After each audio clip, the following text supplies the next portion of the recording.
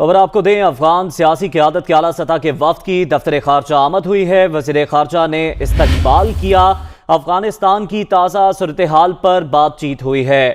ضروری ہے کہ مل کر افغانستان اور خطے کی بہتری کے لیے لاہ عمل وسع کریں۔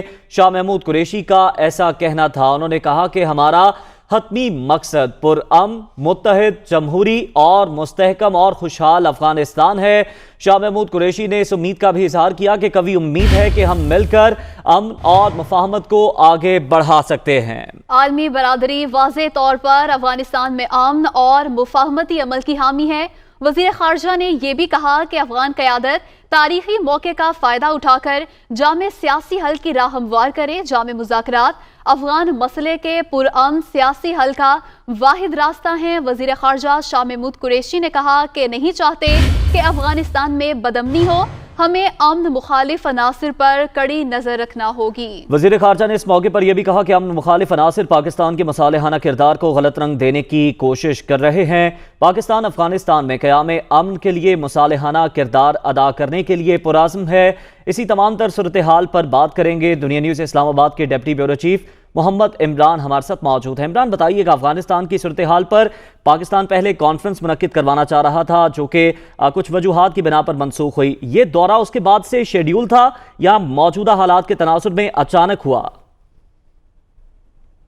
جی بالکل، یہ دورہ اس سے پہلے شیڈیول تھا۔ یہ وفد جو ہے، یہ 7 رکنی وفد جو ہے، یہ کل پہنچا ہے اور اس کی قیادت جو ہے میر رحمان رحمانی کر رہے ہیں، اور اس وفد کا شیڈیول پہلے سے تھا، اور اس میں جو اس وقت جو صورتحال تھی، کانفرنس جو ہے وہ کینسل ہونے کے بعد، اس کے بعد جو ڈیولپمنٹس ہو رہی تھی اس کے اوپر جو ہے وہ بات چیت کرنی تھی۔ اسی حوالے سے جو ہے وہ کل یہ وفد یہاں پہنچا ہے۔ اسپیکر قومی اسمبلی نے ان کا ایئرپورٹ پہ استقبال کیا۔ پاکستان کے جو خصوصی نمائندے ہیں امبیسڈر محمد صادق، وہ اس وفد کے انہوں نے بھی اس کا استقبال کیا۔ اس وقت وزارت خارجہ کے اندر ان کے جو ہیں وہ مذاکرات جاری ہیں وزیر خارجہ سے۔ وزیر خارجہ شاہ محمود قریشی نے ان کا استقبال کیا، اور اب جو ہے وفود کی سطح پر جو ہے وہ بات چیت وہاں پر جاری ہے، جس میں جو اس وقت جو افغانستان کی صورتحال ڈیولپ ہوئی ہے، جس انداز سے طالبان نے افغانستان کا کنٹرول سنبھال لیا ہے، خصوصی طور پہ کابل کے اندر،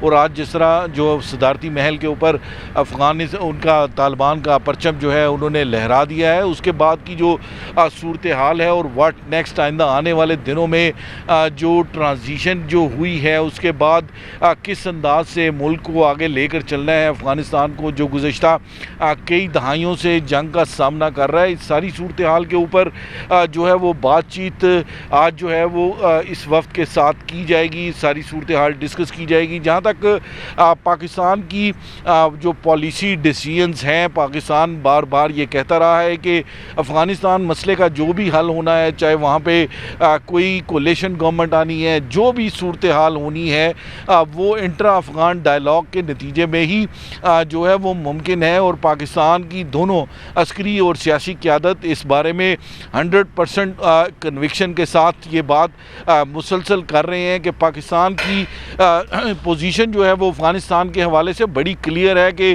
افغانستان کا جو بھی حل ہو وہ پرامن حل ہو، اور افغانوں کے درمیان خود وہ بیٹھ کر بات کریں۔ پاکستان ہر طرح کی سپورٹ جو ہے وہ جاری رکھے گا، اور پاکستان چاہتا ہے کہ افغانستان کے اندر دیر پا امن اور استحکام آئے، کیونکہ army chief general Qamar Javed Bajwa بھی یہ بات کہہ چکے ہیں کہ افغانستان میں امن کا مطلب جو ہے وہ پاکستان میں امن ہے، کیونکہ جو افغانستان کی صورتحال تھی گزشتہ 20 سالوں میں سب سے زیادہ اگر کوئی ملک متاثر ہوا تو وہ پاکستان ہوا۔ $152 ارب سے زیادہ کا نقصان جو ہے وہ پاکستان کو اس کو فیس کرنا پڑا، اس کو اٹھانا پڑا۔ اس کے ساتھ ساتھ کیجویلٹیز 75,000 سے زائد تھیں، جن کے اندر شہادتیں بھی تھیں، اور لوگ جو ہیں وہ زخمی بھی ہوئے، جن میں سول بھی تھے، جو دوسرے ریاستی اداروں کے لوگ بھی تھے، مسلح افواج کے لوگ بھی تھے۔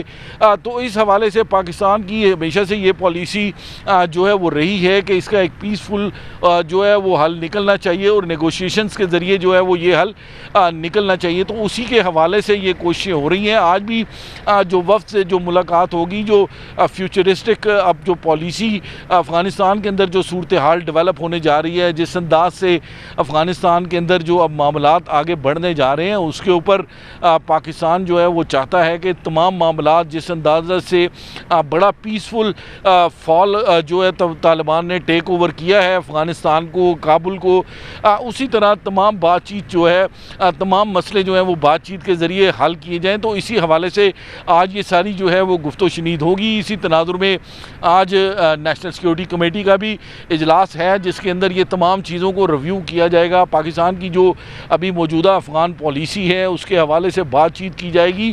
اس میں جو ایک اہم بات ہے وہ یہ ہے کہ پاکستان جو ہے وہ پہلے سے کہہ رہا تھا کہ جو امریکہ کا جو وڈرال ہے یہ ریزنیبل اور پیسفل اور اس کا وڈرال ہونا چاہیے, وہ ریفلیکٹ نہیں ہوا. تو اس کی وجہ سے جو ہے یہ کل ساری صورتحال جو ہے وہ سامنے آئی, جس کے اوپر یقیناً جو ہے وہ دنیا کو ایک حیرانی ہے کہ اتنا پیسفل فال آؤٹ جو ہے, پیسفل جو ہے ٹرانزیشن کیسے ہو گئی.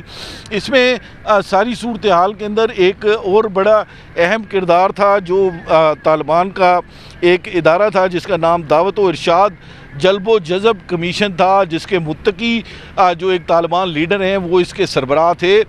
وہ مختلف جو طالبان کی لیڈرشپ, جو افغانستان کی پولیٹیکل لیڈرشپ تھی, اس کے علاوہ جو وہاں پہ وار لارڈز تھے, جو کمانڈرز تھے, ان کے ساتھ وہ رابطے میں رہے, وہ سب کو تبلیغ کرتے رہے کہ سرنڈر کریں سرنڈر کریں.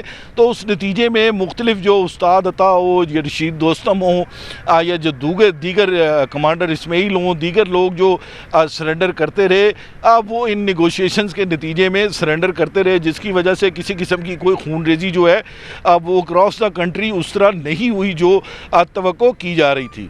جی محمد عمران, بہت شکریہ آپ کا.